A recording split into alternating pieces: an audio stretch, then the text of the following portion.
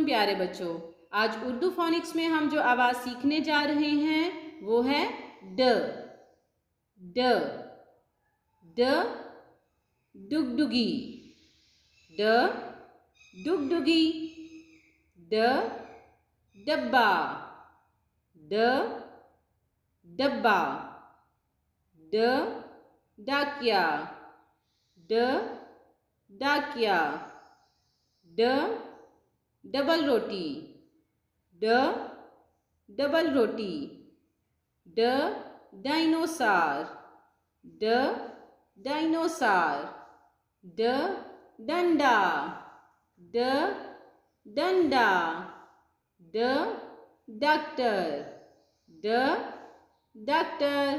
جی پیارے بچوں، آج ہم نے ڈ آواز سیکھی ہے۔ آپ نے اس آواز کی مشق کرنی ہے اور اس سے بننے والی چیزوں کے نام بھی یاد کرنے ہیں۔